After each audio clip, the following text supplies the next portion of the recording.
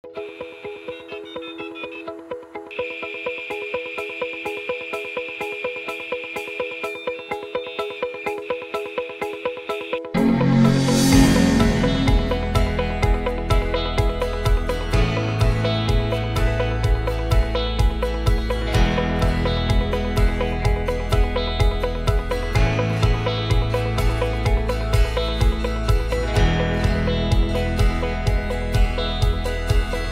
afternoon. I'm Mayor Jim Langfelder, Mayor of the City of Springfield, Illinois. Welcome to our Facebook Live for Wednesday, October 28th. We really appreciate you joining us for this community engagement, and we have an exciting panel. I'd call it flipping the mic, so to speak, because we do have individuals from the media that cover city council meetings, and I thought it'd be interesting to have them on to see how the pandemic has changed the way they deliver news, factual news to you, and how it's changed their lives in general. But before I introduce everybody, I wanted to go over a few items. Last week we had on John Strentzifer with the Land of Lincoln Community Foundation on their Next 10 program, as well as Dominic Watson. He's the Black Chamber of Commerce president. And the Next 10 is about what can we do, whether it's 10 individuals, or the next 10 days, or the next 10 weeks, or 10 months, 10 years, and take a look at our community within Springfield and surrounding areas, but mainly, of course, for me, it's all about Springfield, and take a look at what are our challenges, what we'd like to see happening within our community. So it could be a project specific, like Benedictine campus, that's a vacated campus. What can we do with that area? And then, or come up with different ideas associated with our community, whether it's sustainability, walkability, bikeability, things of that nature, whatever you think would be a great idea to come forward. You can go to their website, and I believe it's TN, like 10, capital T, capital N, the number 10, .org, and you can enter your ideas, and they're going to take those ideas and try to engage what makes sense by bringing resources together and individuals together to lift us to the next level with regards to our community, because our greatest asset is our people. Some of our, of course, our best ideas come from them, and it's all about working together and making that happen. So with regards to city operations, a reminder, especially for our three panelists, City Council next week is not on Tuesday. Tuesday is an election. We encourage everybody to vote. Regardless who you're voting for, be sure to vote, exercise your right. We really appreciate that. But the City Council meeting that typically is held will be held Wednesday at 5:30. Prior to that, at 3 o'clock, we will be having a public forum with regards to our Community Development CARES Act funds. We have to have a public hearing, and that will be right before that particular meeting. So I believe that's at 3:30. I'll verify it. It's either at 3 or 3:30 in the council chambers. You can either come in person if you want to make a comment, or we'll accept those via email or potentially Zooming in like we are today. With regards to the pandemic, the numbers have continued to increase. We always encourage everybody to wear your mask, of course, when you're out in public, over your nose and your face, wear it correctly, especially at your workplace or in your close contact with anybody. What's happening, or what could potentially happening, is what's happening up north. The governor's taken steps to close down restaurants and bars to try to get a handle on the spiking up in areas, and we do not want that happening in our region. But if we have 3 consecutive days, based on the metrics, of 8% or higher positivity rate in our region, that could send us that direction. The main concern with all of us should be the hospitalizations. What's the capacity within our hospital system, especially intensive care units? I think we are at 70% being occupied right now. That only leaves 30% with regards to that. And then, you know, that's the main thrust of all this. How do we protect one another? How do we make sure we have ample space in our hospitals to provide the services if individuals need to go that direction? Hopefully they don't. But the best way that we know of to make sure you don't fall ill, or anybody you work with, or anybody in your family, is to keep our social distance of 6 feet, wear a mask when we're around others, and then wash your hands as frequently as possible. And then hopefully there'll be a vaccine soon where we can move on in a better normalization of what tomorrow brings. But with regards to that, I can't emphasize it enough. It seems like the spiking is related to individuals that are having parties at their home or gatherings with friends and relatives. They kind of let their guard down. And unless you're living with the individual on a regular basis, you should keep your distance and have those same protocol. I know with myself, I come to work, but after work, I go home, I shower immediately. And when my granddaughter comes over, I still mask up, because I don't, I just do it for her safety. I don't want to infect her, and everybody should take that precautionary measure, especially as we move into the holiday season. And the next few weeks are going to be crucial because that's going to be the telltale sign if we're able to stay where we're at in region or with regards to level 4, phase 4, keeping the bars and restaurants open. But if we have a spike up, that's the next step backwards, which we don't want. And that'll be devastating to our community, not only from our eateries, businesses, additional ones being closed. We'd had enough closed already, but it could put other individuals unemployed, and we do not want that happening. So we appreciate everybody's continued support for our local businesses, and do what you can to make sure you keep yourself and others safe by keeping your social distance and masking up and washing your hands as frequently as possible. So with that, if you do have questions when our panel discussion, be sure to do it via Facebook. You send your comments in and we'll intertwine it in the discussion. Or you can always do it at feedback@springfield.il.us, email, and they'll provide the question to me. And then the other item is with regards to our website. You can go to our general website, springfield.il.us, to get any information related to city operations or the coronavirus. That we do have a page set up for new information, so I'd encourage everybody to go out there and take a look at that. But with that, it gives me great pride to introduce our panelists today. First, I'll introduce Dave Dahl. He's with WTAX, and Dave Dahl, he covers the Capitol building. The legislature, it's kind of quiet there now, but he can fill us in. But he also covers city business, so he has long days. I think mine are long. Days sometimes are longer. I feel sorry for him when he has to come to those city council meetings that go on at times for hours and hours after he's had a long day at the legislature. The pandemic has given him a little bit of reprieve since the legislature is not in as active as possible, but we really appreciate his coverage of the city council, especially on the radio side of things. So Dave, welcome to the program. If you could share with us anything you'd like about yourself, and we would appreciate it, and we'll go from there. So Dave. Yeah, thanks. Hello, Facebook Live audience.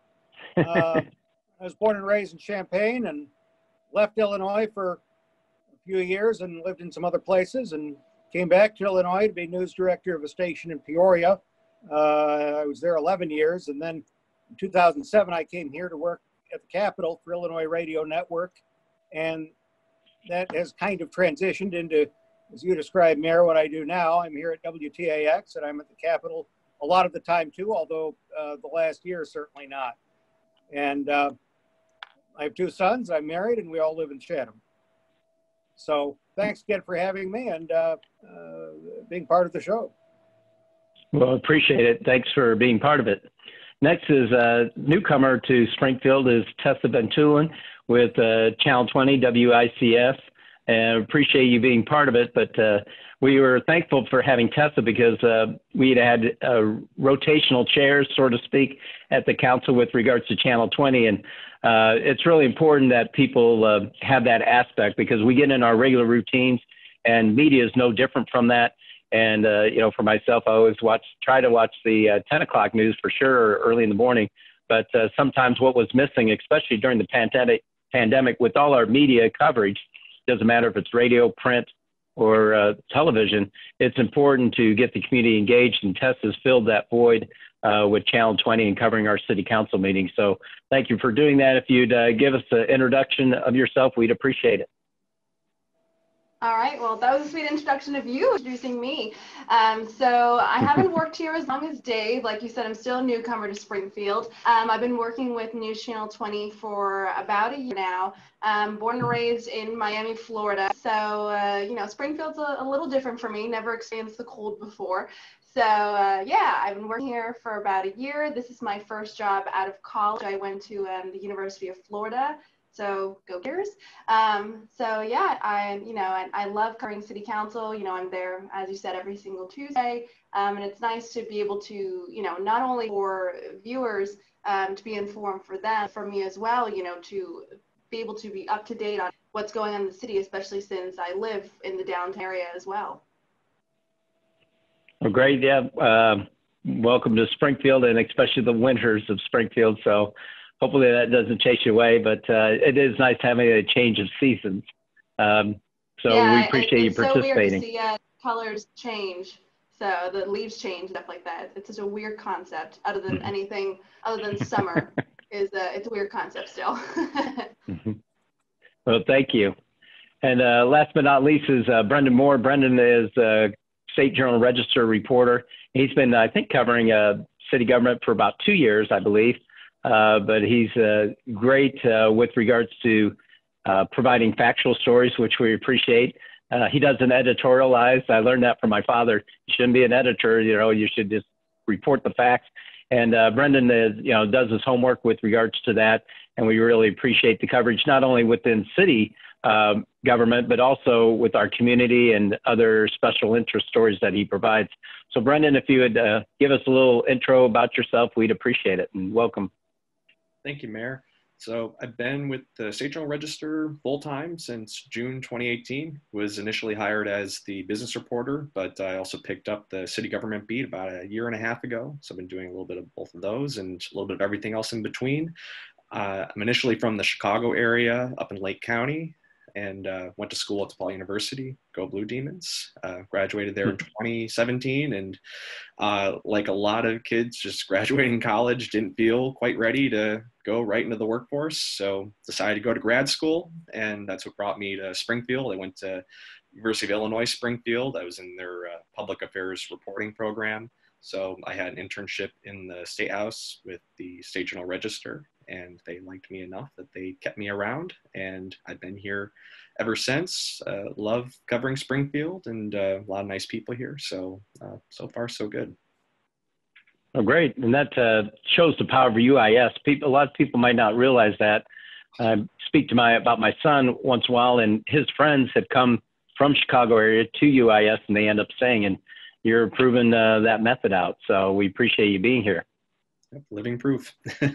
Yep, that's right. And the one thing about Brenden that we disagree on, he's a White Sox fan, I'm a Cubs fan, but we were both disappointed in the playoffs this year, as was Dave Dahl, who's a Cardinal fan. Tessa, were you a Tampa Bay Rays fan, or were you a Miami, or do you have a special interest of sports baseball team? Yeah, so I guess my favorite is baseball because my brother growing always played baseball. Not a Tampa Rays fan. Since they were in the playoffs or the the NBA finals? No. MLB finals. There we go. I'm not a big sports person. So, I supported Tampa Rays, just for the purpose of, they're from Florida. But Miami Marlins all the way for baseball. My Heat, Dolphins. Those are all my teams. Very good. Well, we only can dream about that warm weather, right, Dave Dahl? And we'll jump right into the questions for everybody. One is, what has changed during the pandemic for you with your workplace? How's it changed with how you cover news stories, things of that nature? And we'll go ahead and start with Dave and work the same rotation if that's all right. So Dave, how's things changed for you? Yeah, you can do whatever you want. It's your program. I'm working more than ever, especially at the beginning of it. I was working 7 days a week. We had a gubernatorial briefing, which I was involved in trying to get on the air every day, and the same with the presidential briefing. And at the beginning, it was, it was pretty exciting with a lot of things happening on short notice. The first couple of weeks or so, there was a Thursday when we were at the Board of Health to announce what Sangamon County was going to do about it. And then Saturday, on hardly any notice, there was a news conference about the first cases here. And Mayor, I recall you were there at the Center for Learning and Innovation. And so I would travel with the live radio gear, the remote gear on me at all times, just in case there'd be more like that. And it turned out there were not more like that. And so things kind of developed into a routine as far as covering the pandemic and the local parts of it. One thing that's changed is, there weren't a lot of people here at the radio station. There still aren't a lot of people at the Capitol. The entrance to the Capitol is more controlled, and you have to sign in, etc. It wrecked the legislature, their season. There were a few days in May where the House met at the Civic Center, the Bank of Springfield Center, and unless you were assigned to be in the pool, you weren't even allowed to go in. And it turned out that made it rather easy to cover for me, just to watch it on the screen and follow it other ways. So that was a big change. And another big change is we're discovering the wonders of Zoom. And so a lot of the things are being covered via the internet. And I think all of us here are learning that, the water's fine and there's no need to be scared of it. Yeah, that's important. So was the radio station closed down at any point in time, or was that always open and you just kept, because I know you went through a remodel on that, so were people able to keep their distance there, or how did that work during the stay-at-home part of it? A lot of the people did work from home, particularly the sales and other staff that was not on air. And at least at WTAX, we have a lot of guests that come into the studio, as you know, and they weren't coming in, they'd be on the phone. So, it was pretty lonely. And I suppose, and I know other stations in bigger cities, they'd set it up so everybody was at home, which,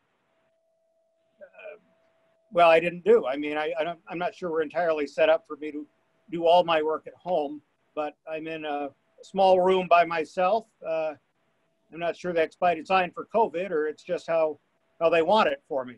Nevertheless, most of the on-air people were here the whole time, and we haven't had any big problems with it. We still have, we've got a temperature, a thermometer. We're supposed to check in via email every day, and if you forget your mask, there's a big box of them in the receptionist desk.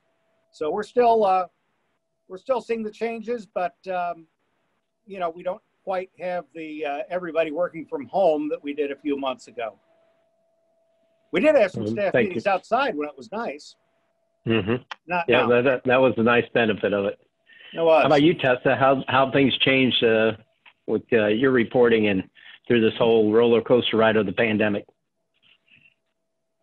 Yeah, so I mean, honestly, COVID-19, it's such an aggressive virus, and from the beginning of this, we saw how it was spreading in other parts of the country, and eventually we knew it was going to come to the state. It did, and we knew we were just waiting on it come to Sangamon County. Unfortunately, we're like, you know what?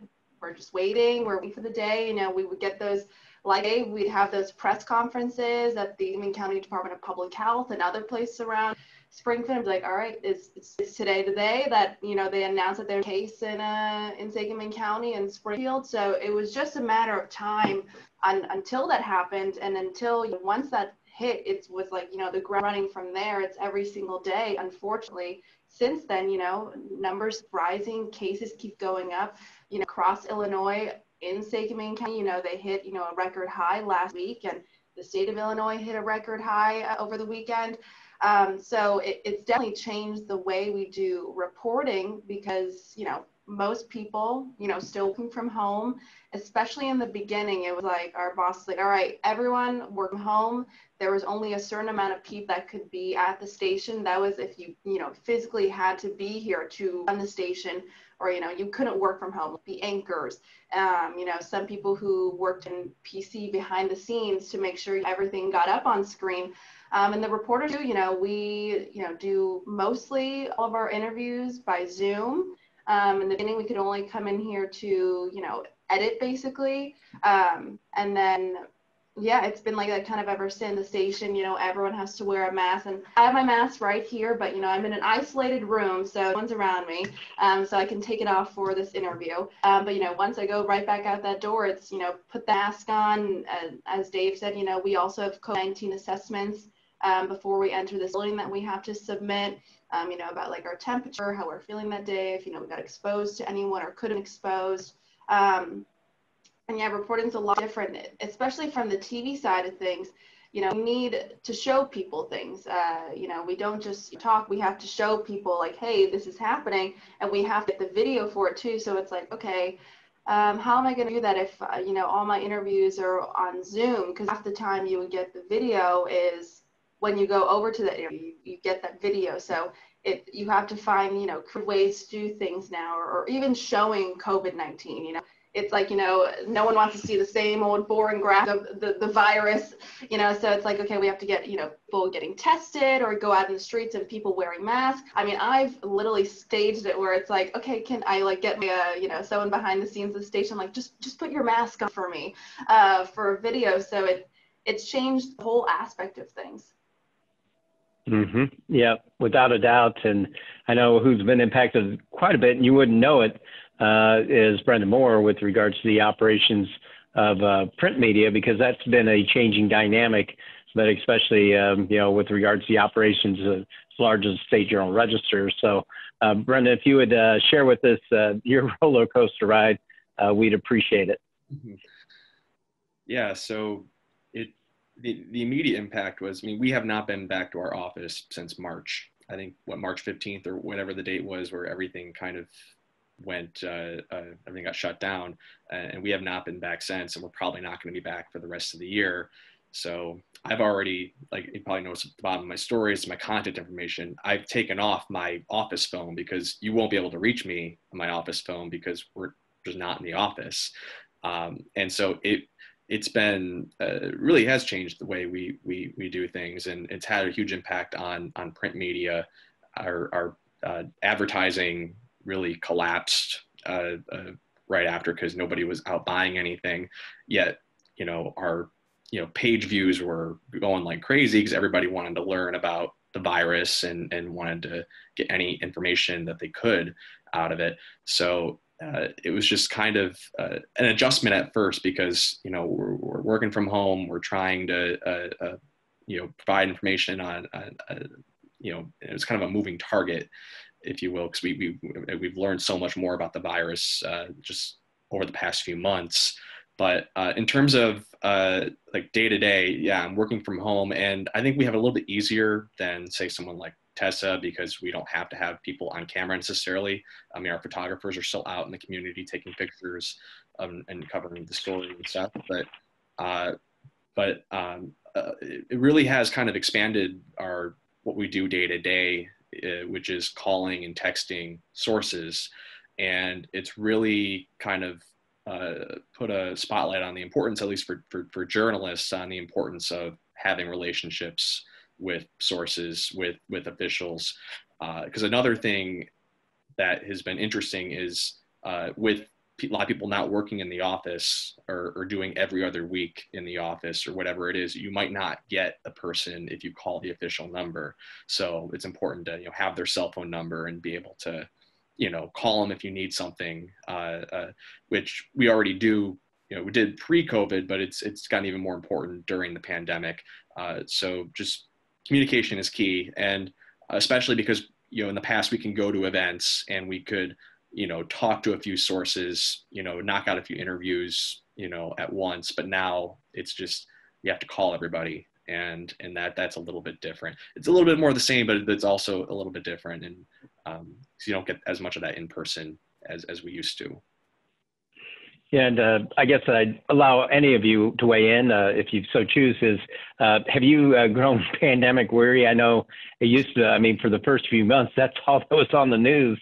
And understandably, even as now we're ramping back up, how do you foresee that? Do you get, how do you, make it of interest where, we're still reciting, wear your mask and, wash your hands, things of that nature. At times it almost falls on deaf ears. What's your insight with regards to messaging as far as the pandemic? Have you, did you get weary? Did you, how did you try to look for other stories if you did? And what's, what's your thoughts on that? It's a big deal and people need to know about it. And it's an endless source of local stories, unlike, for example, 9/11, which was in a way kind of the same and in a way totally different. Once you realized that, Central Illinois was not going to be attacked, there were certainly a lot of permutations to it about security, but, after the initial excitement and fear died down from that, you realize the world had changed. But here it's totally different because the virus could take, someone in your own house, or anybody in town. And there's still a lot of vital information, a lot of days where people need to know what's going on and what the authorities are saying they ought to do. So I think, if you're truly tired of it and, sick and tired of it, if you're a reporter, you're probably in the wrong business. Yeah. Right. Any other thoughts on that? Go ahead. Yeah, I was going to say, I think at the beginning, we were really operating like everybody, just kind of on an adrenaline rush of, this is probably the biggest story of the century, one of the biggest stories of the century, and, once in a century pandemic. And so initially you're covering all the initial shutdowns and everything, and it happened so fast that, you're just trying to keep up. But I think everybody pretty much has gone through some weariness during the pandemic. I don't think reporters are immune, especially because a lot of us have been working through it, and we're already in high stress jobs. And finding, and the challenge I think is finding, as you said, those angles to a story that something that's a little bit different every day. It's funny because I was thinking back in, like, right at the beginning of this, it was kind of lamenting a little bit that, we're all COVID beat reporters now. Like, that's all we're going to be covering for the rest of this year, probably into next year. And so I think the challenge is trying to find, again, those story angles, threads, especially as they relate to your beat. So, how is COVID impacting the city of Springfield? How is it impacting our local businesses? And, I think the latest would be like, how might mitigations impact, Springfield? Because I haven't seen the data today, but I know we were at 8% yesterday, and 2 more days of that will get us mitigations. And so finding those angles, and so it's a challenge every day, and also trying to keep the human element front and center, telling the stories of people that have been impacted, whether it's the business owner or the person that's been afflicted with the disease and who's lost a loved one. So there's no shortage of stories. It's just finding them and having the time to tell them, and having the energy to, because again, it does get a little weary after a while. Mm-hmm. Tessa, you like to add something to that? Yeah, so kind of, what Brenden and Dave is all correct. There's not a day that goes by since this pandemic started. Every single day in our newscast, there's something COVID related, whether it be, we're reporting the numbers every single day. That's always at the top of our newscast. And in almost every single reporter story, it's something is related to COVID-19. It's changed everything about society. Whatever you do, it's like it's related to COVID-19. And yeah, same with us, like, oh my God, another COVID-19 story.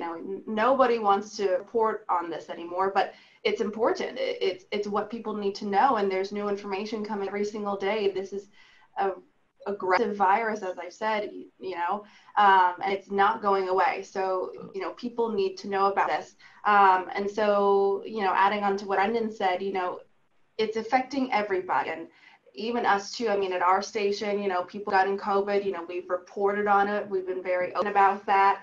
And it's finding that angle that people will care about. And it's people like them. It's, they want to hear from people out in the community. So, we'll go out into the street, we'll ask people, hey, how has COVID affected you? We'll ask businesses. A big thing that we've noticed here is that people, especially in Springfield, what I've noticed at least, is that people really care about the community here. They care about their local businesses. They care about the other people here.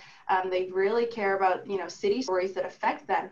And so that's how, we get that emotional and, the angle people, will listen to is, how is it affecting, someone else just like them? It's like, you feel so alone in this because you're only thinking about it in yourself, and then you hear from somebody else, you're like, oh, don't feel as alone anymore. Even for me, I hear people's stories like, oh, okay, like I'm going through the same thing. Other people are going through the same thing. We're all in this together. And getting those stories of the local businesses, talking about, potentially closing, or, they're like, if there's another restrictions or more mitigation in place because of that 8% positivity rate that unfortunately we're seeing here, can they survive? So yeah. On the, you touched on an important part is the isolation factor. And I think, people feel that way at times, not as connected. For yourselves, what have you done to, not feel that way? Anything in particular you'd like to share? Well, everything's fine. Yep. Yeah, I'm essential. And so I've been working every day, and most of that's been outside the house. And we talked about earlier working from home. I actually work from home a lot. Not because of the pandemic, but there are some things that I cannot do at home. So as I said, I've been working more than ever. And a lot of that has been, outside or at the station or other places. My wife is also essential. My son, on the other hand, the one who's in high school, has been home since spring. And then my other son, who's disabled, the high schooler watches him. So the two of them are, the ones that are housebound. And I'm not. You miss going out to eat. You miss going to ball games or the Muni or any of the things that you enjoy. So I'm not happy about that. But at least I can, come here and process with the news and talk with Joey McLaughlin every morning and, maintain some normalcy like that. I usually get up, I can't wait to come to work. Great. Tessa or Brenden, you'd like to share with us any insight you have on that topic with regards to that? So, I love going to work. I start at 12 o'clock each day. And so I try to wake up around like 8. We're going my morning routine right now. We're waking up at 8 a.m. I watch the news from the night before and I catch up in the news in the morning, read articles and stuff like that, even from our station. But, way to, kind of escape everything, COVID-19 and whatnot. I watch a lot of TV. I watch a lot of Netflix is a way to cope with it. Gilmore Girls, all light TV shows is what I like. Things where I don't have to think is kind of my way of coping with, this pandemic. I think that's a good point. I think Netflix stock went way up too because of the pandemic, but it's good. You have to have that downtime with relation. How about you, Brenden? What do you do to feel not so isolated? Mm-hmm. Yeah, it takes a lot of effort because especially when you're working from home every day, it's very easy for that work-life balance to kind of blend in and there not to be any distinction. So that was a problem for me early on, but I really tried to make an effort to, try to these are my work hours. This is my time off to recharge the batteries, relax. Like Tess, I like to watch some TV, watch some Netflix or Amazon Prime or whatever it is. And also still see friends. I mean, it's important to reach out to friends and to loved ones and still get that social connection. I'm lucky that I'm an essential worker. A lot of my friends are also reporters, so we still get to see each other. We'll still go out sometimes, socially distant, of course, grab a drink or whatever. It's so important to, even though, what we're doing is really important in our jobs, it's important to step back every now and then and relax and not think about COVID, or else, we'll just burn ourselves out. Which, and we're not the only ones, like a lot of people, a lot of professions are feeling that. And so it's important to take that time to relax and do stuff you like outside of work. Sure. Yeah, one of the things that have changed somewhat is the amount of information coming. It just thrusts at you on a regular basis. And I know all of you are quick-witted to ask follow-up questions, things of that nature. And what's this pandemic has done is proven the importance of data, the importance of the information. And it's just not the numbers, but what do the numbers mean? And so when you are gathering your information for your stories, do you dive into that, or do you have people that help dive into the numbers to actually provide meaning to, the information that you're receiving? Not necessarily for me. I mean, most of my stories are 3 sentences long, but I do like to ask people why they think what they think, or what makes them sure that this is the right way to do it.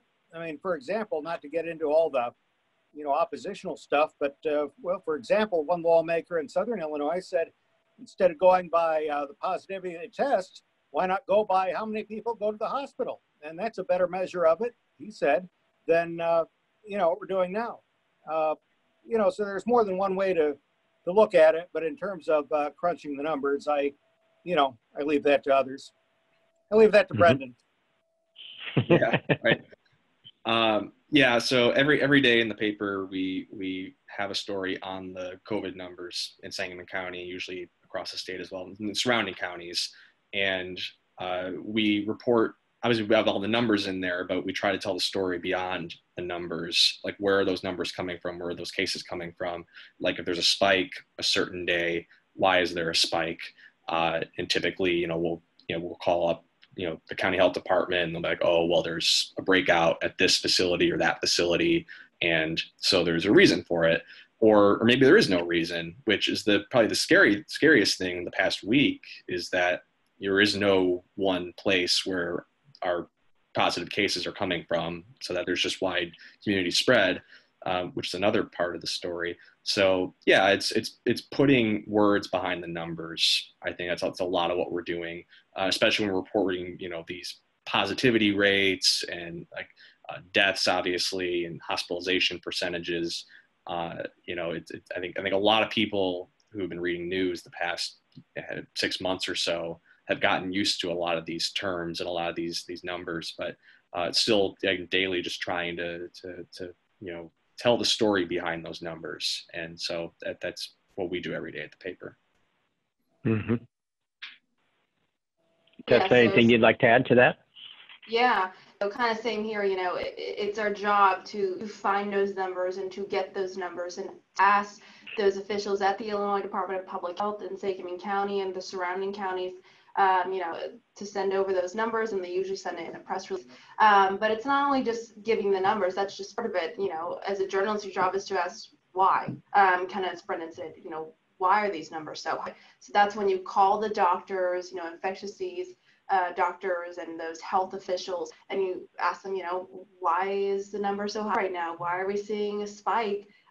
Why is there 8% positivity rate across, the state, our region?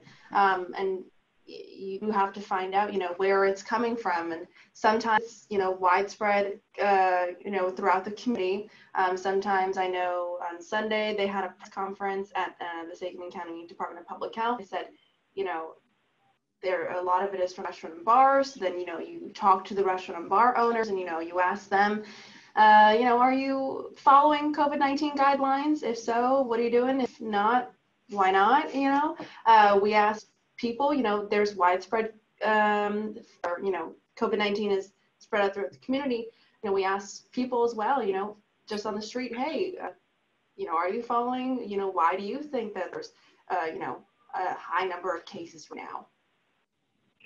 Yeah, on that, we've heard a lot about not you three, of course, or your entities, but fake news. How do you distinguish the information you're receiving from, how do you verify it, or, make sure it's not fake? That, I know you usually ask me a follow-up question to make sure that there's nothing fake coming. So how do you do that from your perspective? I think a lot of it is knowing where you're getting the information, is the credibility of the source.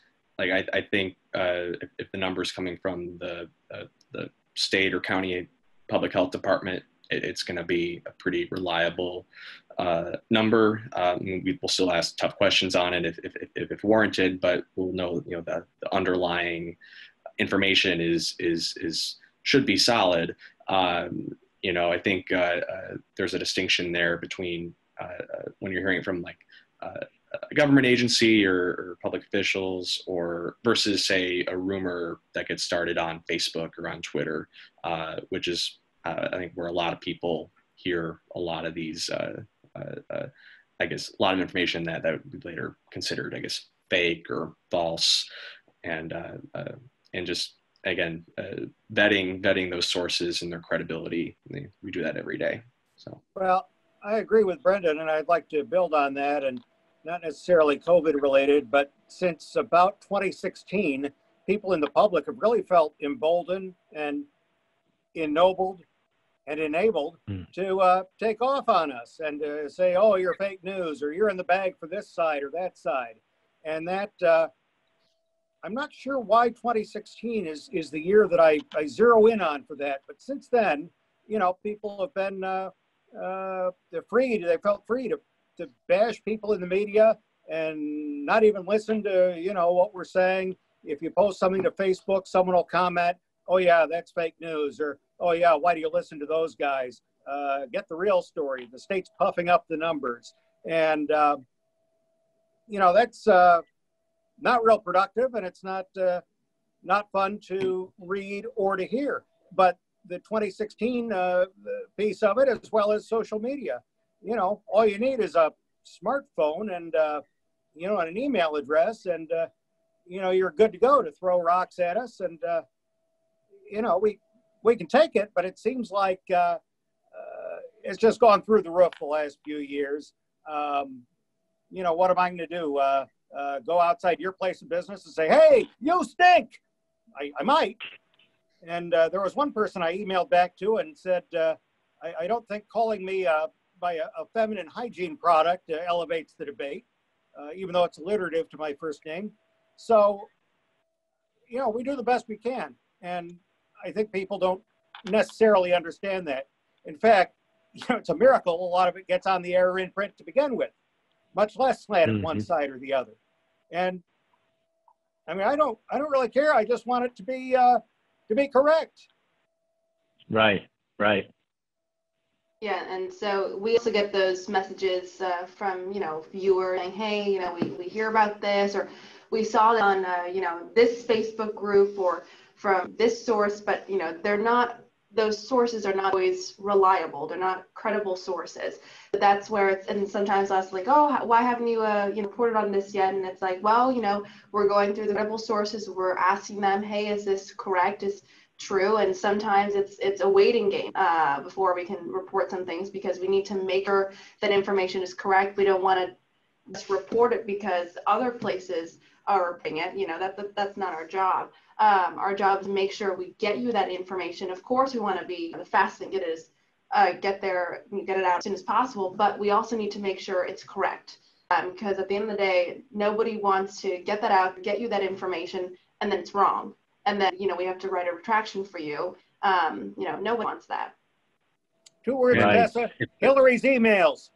And if I could build off of Tessa's point very quickly, Sure. It's a really good point. I remember when we covered the Bun shooting, which is just a horrible incident earlier this year. But I remember, and none of the outlets here, but I remember there was an outlet. I wouldn't necessarily consider, you know, I guess mainstream news media, but they reported out the name of the suspect just based on police chatter on the scanner, and which, you know, ended up being the correct name, but that could have went bad really quickly, because if you reported the wrong name, then all of a sudden people are looking for a person who may be totally innocent, and it kind of shows, you know, that we have certain standards that we have to meet before we report information. You know, we have to verify it. We have to, you know, there's some ethical considerations. You know, if somebody's passed away, you know, we want to wait for their family, their loved ones to be notified. Certain things like that, where I think there are other, like if it's just somebody posting on Facebook, they're not bound by that. And I think that kind of, that's one of the distinctions, I think, between us and just somebody with a random Facebook or Twitter account. You know, we have to jump through those hoops, and I'm glad that we do. Yeah, if any of you would like to expound upon that, you know, how have, you know, cell phones changed the dynamic, as well as social media, on how's that all impacted journalism? Oh, I mean, Any additional comments? Yeah, it's completely different. I mean, now it's not, we have our set times for television, for our station, 5, 5:30, 6, 9 and 10. And, the Bun shooting, even though it's unfortunate, that's a great example. Or the plane crash back in January with Frankinson Edwards, that happened, both those events happened, in the morning, afternoon, way before our newscast. And, our cell phones, now it's like you don't have to wait until the 5 p.m. show. You don't have to wait for hours anymore. You just pull out your cell phone, go, do a Facebook Live or tweet, live tweet while it's happening. And people get the information, and you're like, it's not that you have to wait anymore. It's like, hey, look behind me. You can see behind me that there's, a big police presence. This is what we know so far. We'll have more, and you can kind of tease your shows a little bit. We'll have more information on our 5 show. We'll have more on this. So you're getting that information out quicker.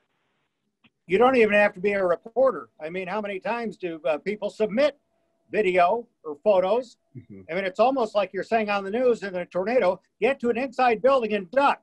Now, if you have a camera, go out and take a picture of the tornado and send it to us. That's true. But that, anything involving technology, and, the mayor's almost as young as I am, but, it's gone stratospherically. It's gone by light years.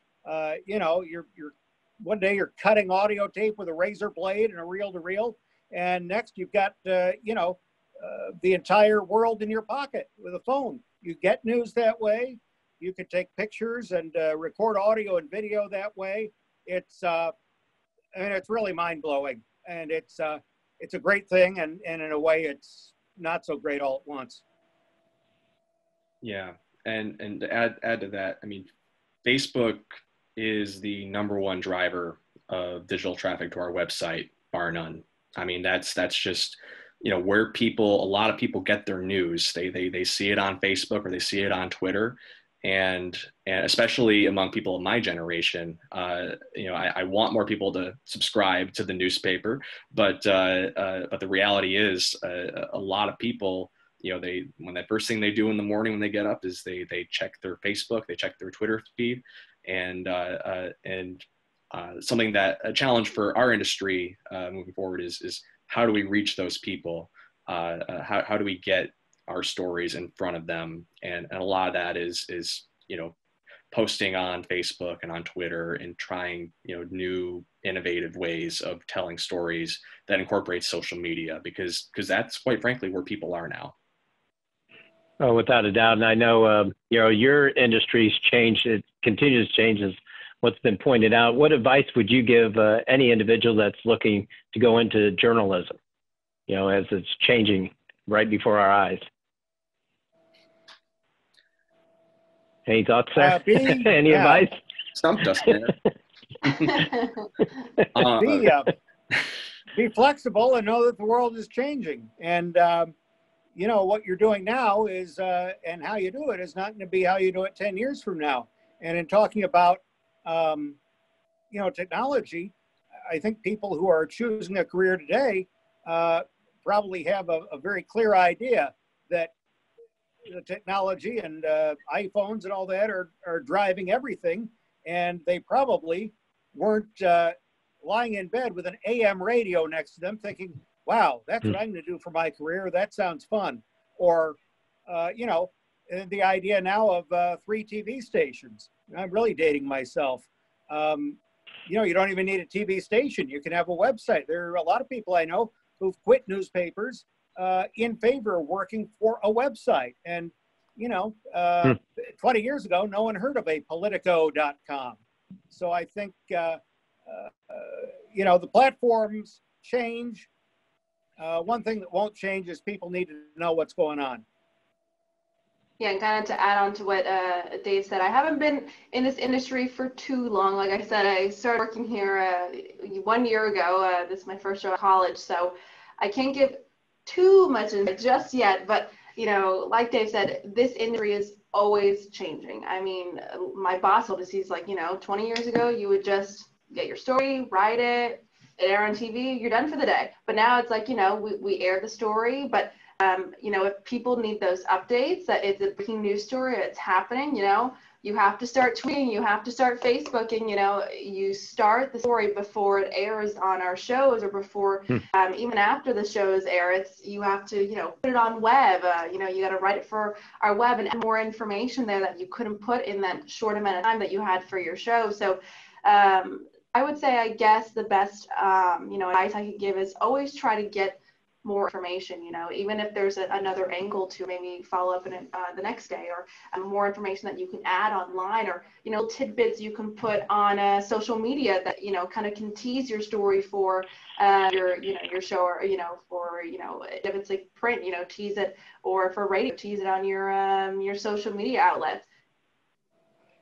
Tessa, I'd like to, you know, jump in here. I saw you carrying the camera and tripod last night, and it was a little camera. I mean, it was almost like the personal camcorders when we had those. And, you know, again, way back when, I would have said, you want me to carry a what? But I have an anecdote about a TV station in the market, a previous market. They took a lot of pride in the photography, in the photojournalism. And over the years, they really didn't care about it that much at the station. And the photographers, you know, what's the deal? And the general manager said, it's a YouTube world. The expectations of excellent photography. I mean, just look at the TV now. I mean, if you see a Zoom interview, you know, that wouldn't even, you know, made air even 10 years ago. And now they're here to stay. Yeah, it's a race to get the information out, without a doubt. Brenden, anything you'd like to share on advice to any young professionals going into journalism? Yeah, I think the best, or older professionals going into journalism. I think the best advice I received, one of my college professors gave it to me, was to be resourceful, which I think encapsulates a lot of different things. It applies to your job in terms of getting information, especially if maybe a public official is stonewalling you, or not that you would do that, Mayor, or you're having trouble getting a FOIA back from an agency, or just finding new ways to get that information. But it also applies to some of the things that Dave was talking about, and just how our industry is changing. That, you know, you have to be resourceful, and you have to be nimble, and you have to be able and willing to adapt, because journalism looks so different from, you know, 20 years ago, and it's going to look way different 20 years from now. And so if you want to have a long career in this, well, first of all, you're not going to get rich, but second of all, you have to be able to you know, I guess, keep your skills up, sharpen your skills, and be able to adapt to the times that we're living in, and be able to I guess, master the forms of storytelling that are, I guess, relevant during the time that you're working. So, well, I think another thing, if I could interject, and it's not just specific to journalism, don't be afraid to learn. Don't be afraid to ask questions. Don't be afraid to ask more questions. I remember, you know, we were all ganged around the mayor after a meeting, and I mean, the topic was going on for, I don't know, 5 minutes or so. And finally I said, I'm confused. Can you explain this again? And if I don't have it straight, the listeners aren't going to have it straight, and I'm probably going to get it wrong. So as embarrassing as it might be to, you know, ask a question, you know, it's going to lead to a good story. You need to be naturally inquisitive and curious too. I mean, I began as a curious child, and, you know, I haven't changed. And to add on that, to add on that, so, you know, it's something that I'm still learning to do. It's be vigorous. I mean, you see it, Mayor, we'll push you for answers. We're like, oh, where's the money coming from? Where is it? Now you have to keep pushing to get the answer sometimes, because, you know, public officials, you know, they like to go around some questions sometimes. They don't want to answer it. So you just have to, you keep asking, or if you send those FOIAs out, or if you send emails and they're not answering you, not answering your calls back, you have to, you know, keep calling, be like, hey, I called you yesterday, I'm calling you today, we're still going to do the story. You know, we'd like you to comment on this, you know, we're looking for these answers. Just keep pushing. That's part of your job is to get the answers out of these officials. And at first, even I'm like, okay, like I'd be so scared to like call them again or push them and stuff. It's something you learn over time. And it's part of your job is to get the answers that, some of these officials are like, don't want to give you, but you got to do it. Yeah, we have about 5 minutes left. I want to do a quick round of fire questions if I could. And that was a good segue into the first question. Besides the mayor, who would be the one person you wish you could interview? Dave, who would you like to interview? If you could interview anybody, past, present, or future. Yeah, I don't know. Probably Jesus Christ, and ask him what he thinks of what he sees in 2020. Oh, very good. I was going to say Jesus Christ as well, or maybe John Lennon or John Kennedy. Mm-hmm. Mm-hmm. Oh gosh. Tessa, do you remember any of those people? I know Jesus Christ you would. I know I'm young, but I'm not that young. I mean, like other people are like, you're only 23? What the heck? And my boss will talk about 9/11. I'm like, I was like, alive, but I don't really remember. I don't know who I would interview. I guess honestly, yeah, Jesus Christ, like, hey, are we doing okay? What do you think? The four of us will get together. That's right. Tessa, Brenden, we'll Jesus, do a round and Dave. table. What about, do you have any pet peeves when you do interviews? Any pet peeves? Well, in listening to Tessa talk about trying to get the story, it reminded me that you've got to listen. If the answer is, I'm going to get on the spaceship right after the Martians land in the front yard of City Hall, my next question can't be, and what's your dog's name, Mayor? So you have to listen and build upon it. And in the same way, listen for when folks don't answer the question. In terms of interviews, I don't think I necessarily have a pet peeve, although, I think I'll just stop there. Any pet peeves? Maybe small one. Maybe when some reporters like to ask a lot of off-topic questions when you're doing a principal, whether it's a mayor, or governor, or president, or whatever, and that's fine. But also, oftentimes they're limited in the amount of questions that they'll answer. So when you want to get answers on some specific things, and then somebody's hogging all the questions. Sometimes you just have to be a little bit more aggressive and you have to shout over them a little bit. But yeah, that's probably a pet peeve for sure. Yeah, adding on to what Brenden said, for sure it can be a little bit annoying when we go, off topic and stuff like that. It's like, okay, we're here for a specific reason. If you have that time, that's great, at the end of the interview. But if you don't, to stick to that one topic. I'd say maybe this is probably only a TV thing. So, there's only so much the camera can show. So, and I get it, TV is nerve-wracking for a lot of people, being in front of the camera. I understand that. Even for me, sometimes I still get nervous. But, we try to keep someone in frame in the camera and, you kind of, stay still, but sometimes people will sway or move around off the camera and stuff. And so, especially when you're by yourself, a one-man band, you're trying to like move the camera, but also hold the mic and okay. And so, you kind of tell someone like, oh, if you could just, stay in that same place, look at me during the interview, and sometimes you got to tell them that again. But I get it, the camera, being in front of a camera is nerve-wracking. I understand that. Yeah, do any of you have a favorite story that has stuck with you, made an impression on you, that you covered? There was a thing at the Capitol for child abuse, and I think there was, I don't know if it was a coloring book or something, but there was a little girl who was like 6 or 7, and she had written and was telling a story about how she had been abused, and I thought, I've covered a lot of things, but that's one of them I can remember.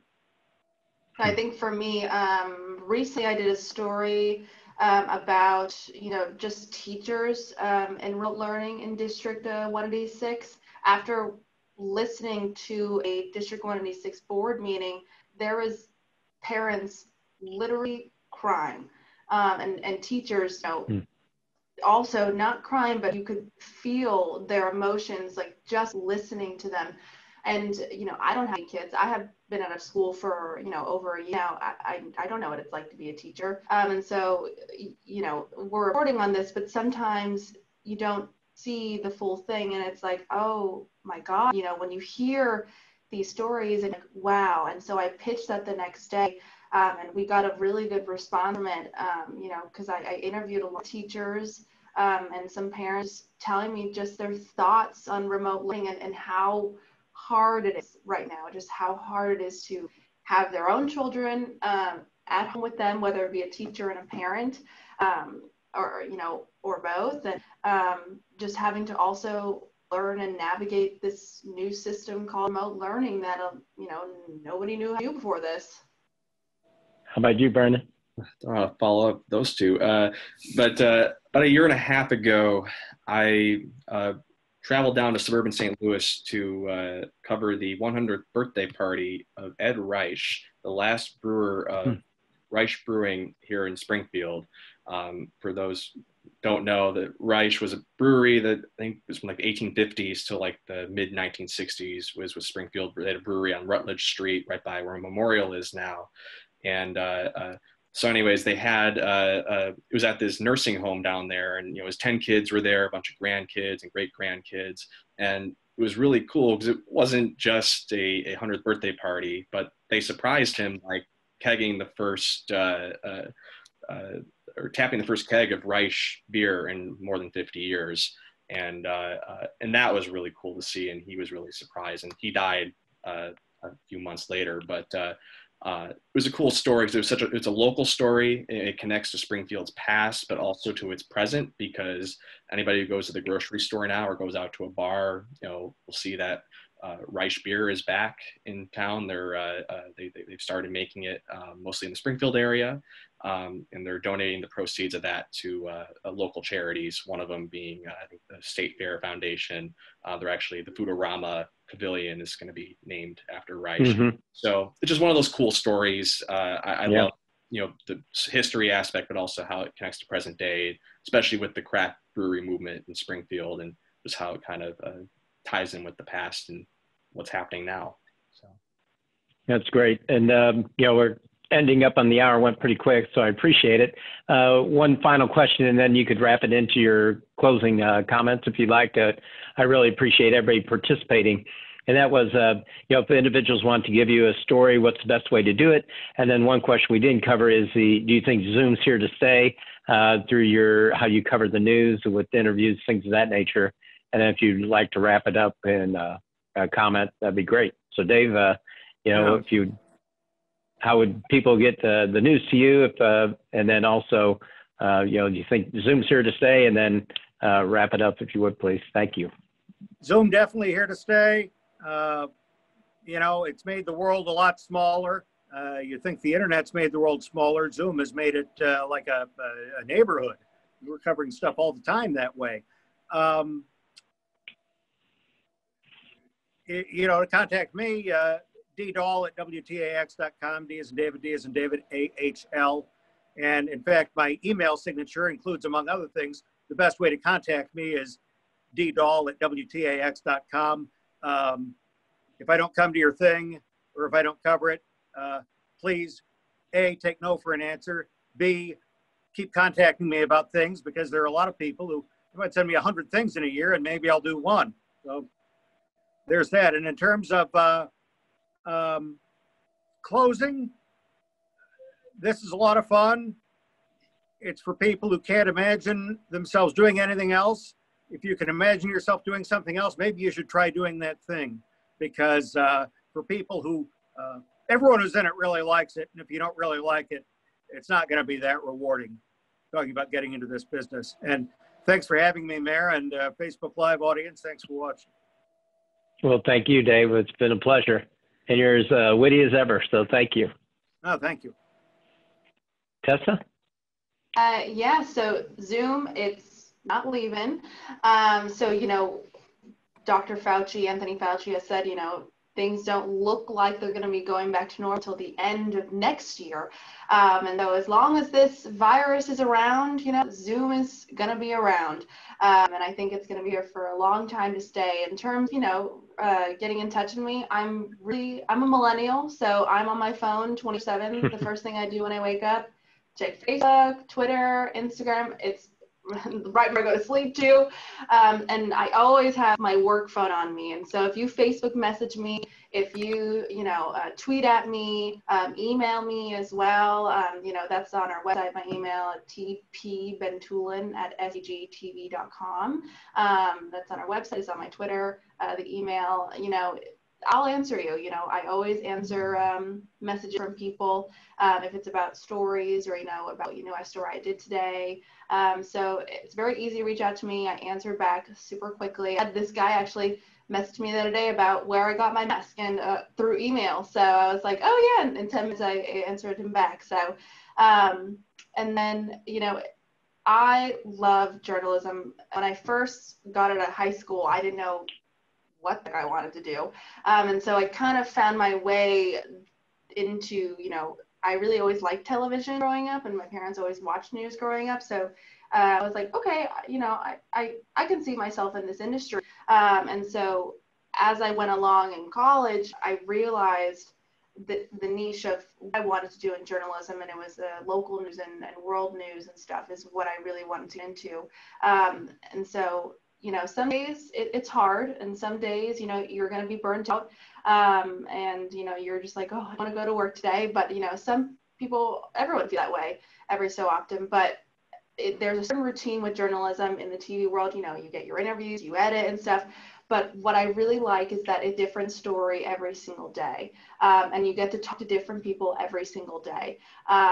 That's my favorite part of it. And I love going out into the community. I love the reaction that we get on stories, and especially if you feel that a story is important, and that especially now during this pandemic, that people come to you for news to get this information. You are the first person that they go to when it comes to get all this information, other than, press conferences with the governor and with you, the mayor, and stuff like that. So it's nice to be a reliable source, and that people will come to get that information is what I really love about this. Well, thanks for being part of it, Tessa, and thanks for sharing your window of the world with us on a regular basis. So, Brenden? Yeah, thank you. Thanks for being here. Yeah. Zoom, yes, here to stay. And best way to reach me is probably email. So it's bmoore@sj-r.com. I'm also a millennial, so you can get a hold of me on Twitter as well. My handle is at BRENDENMOORE and the number 13.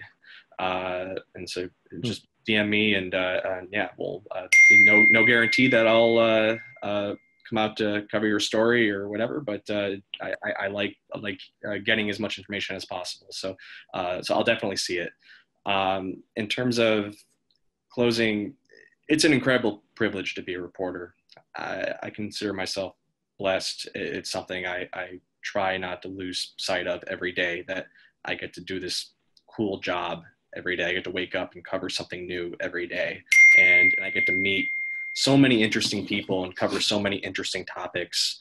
And so it's great. And I have great colleagues at the State Journal Register. And I guess the last thing I would say is we would appreciate it if you would subscribe to the newspaper. It's only $5.99 a month for a digital subscription. The paper is not as large as it used to be, but it's so vitally important that people support their local newspapers, especially medium-sized communities. New York Times and the Washington Post will be around forever, but newspapers are dying across this country in smaller towns, and it's just so important that we support local news, and so we would appreciate a digital subscription. So subscribe, and then tell the bosses how you feel. Tell them what you want to see in the paper. So thank you so much, Mayor, again, for having us on. Appreciate it. Well, thank you, Brenden, and thank all of you. That's an important way to leave it, because what you've seen is the sincerity of journalism right here in Springfield. And, I've seen it, how it's these individuals are stretched, but they really provide a valuable service to each and every one of us, and that's what's happening in our community. And they do it in a sincere, truthful way. And, I don't always agree with what they put out there, but it is important because that's what really makes us a better community. So it's all about reporting the facts. And each one of you have done a great job of that. And Brenden, you hit the nail on the head. So I'd encourage anybody to do those subscriptions, sj-r.com, because it's important that we have support our local media. So we do have a better perspective of what's happening around us. And so, it's important to support one another, especially as we're going through these challenging times. We're in these next few weeks are going to be challenging for us. It's up to each and every one of us. So I encourage you to share with your friends, share with your family, your neighbors, your coworkers. Explain to them the importance of keeping our social distance, masking up, and washing our hands. We don't want to be in the 8% range where the governor has to take steps that he doesn't want to take. We definitely don't want to take in closing bars or restaurants. We've had enough of that. We want to move forward, and we only can do that together. So it's important to be respectful of one another and support one another, whatever industry we're in. But it's important we move in that direction. As a reminder, next week we will not have Facebook Live. We'll rejoin the week after. Again, next Tuesday is the election, so I encourage everybody to vote. The City Council meeting is at 5:30. Prior to that is the public forum associated with our consolidated plan and our health care's money, so we encourage you to provide feedback. But if you can't do that, you can always contact us at feedback@springfield.il.us. But in the meantime, the challenge for each and every one of us is to continue to make today better than yesterday and tomorrow better than today. So we appreciate you joining us. And please continue to respect one another, and we'll get through this and provide for a better tomorrow together. So thank you very much. Thank you.